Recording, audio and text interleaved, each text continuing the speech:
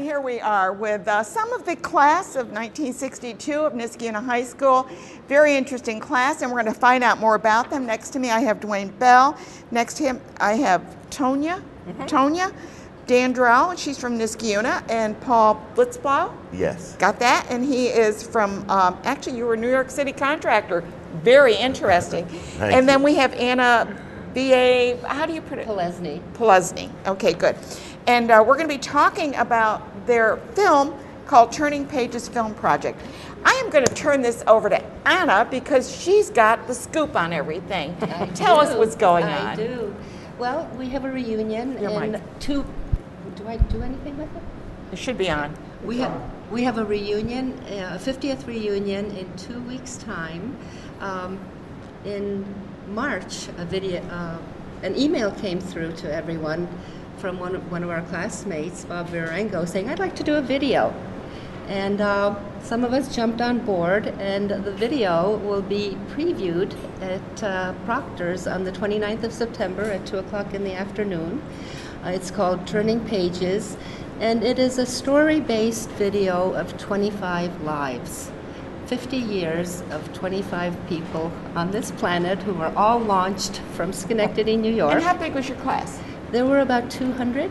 Okay, so you picked 25 somehow. 25 volunteers. Because many people are lost, you don't know where they are. Yeah. And we'll be talking about that next week, about the process. Today, I thought it would be nice to have a sampling of these lives, people who volunteered and who wanted to talk about their experiences. And it's so important, I think, to kind of look at our lives after we've been launched from high school, what happened, to us. And since I've been to my 50th and Greg has too, I mean, it's just kind of interesting to see how people have changed. Now, let's start with Duane here. Duane, tell me about your life. Well, first of all, I'd like to just say that this was an incredible experience that was spearheaded by a core group of 4 individuals, all classmates, who did an incredible amount of work. They flew around the country, interviewed 25 different people. And they're going to be on next week, so we'll be talking about that then. Of course.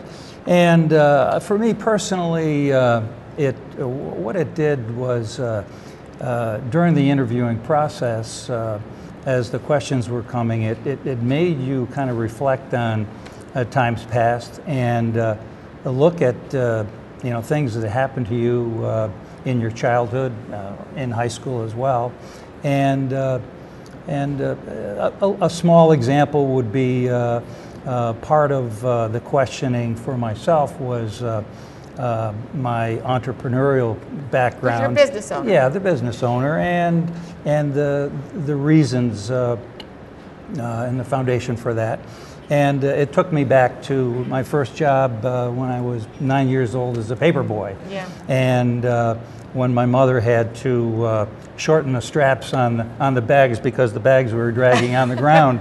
And look how tall you are now. Right. But the incredible thing is that was 59 years ago.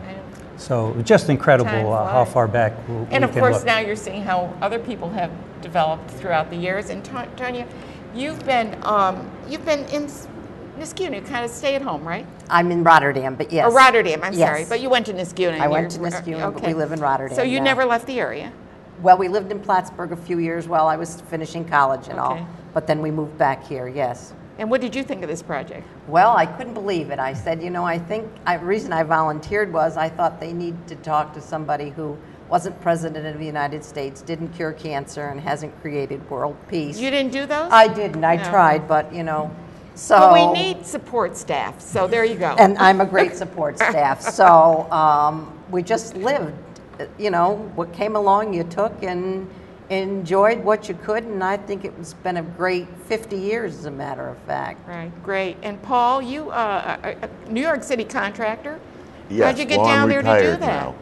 Now. I went down to the city to go to college, and it was kind of a marriage made in heaven. I loved New York City. I think I'd been waiting a long time to leave Schenectady. So you broke out of Schenectady and went to the Big Apple. Yep. And I also, I think I always had a yen to travel.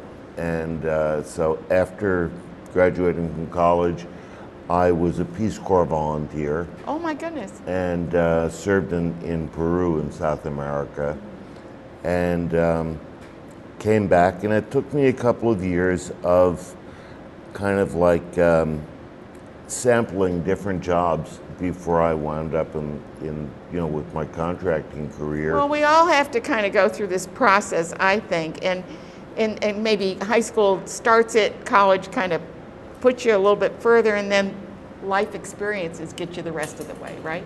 Yeah, I mean, look, I think it's like that old comment about success is 10% inspiration and 90% perspiration. You got it.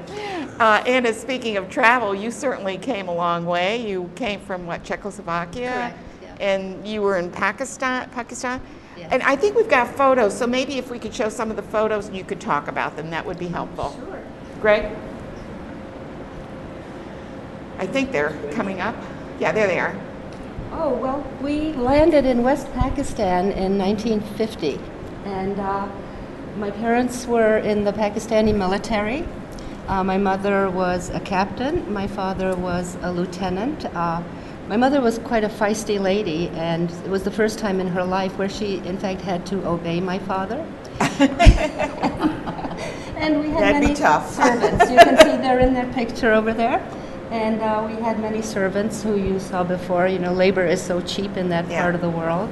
And wonderful adventures. For example, we had a cook named Patrick, and his family was on a little bit earlier. And he cooked wonderful curries, and but he was a hypochondriac. And he was always with my mother or with my father with a backache, a toothache, a stomach ache.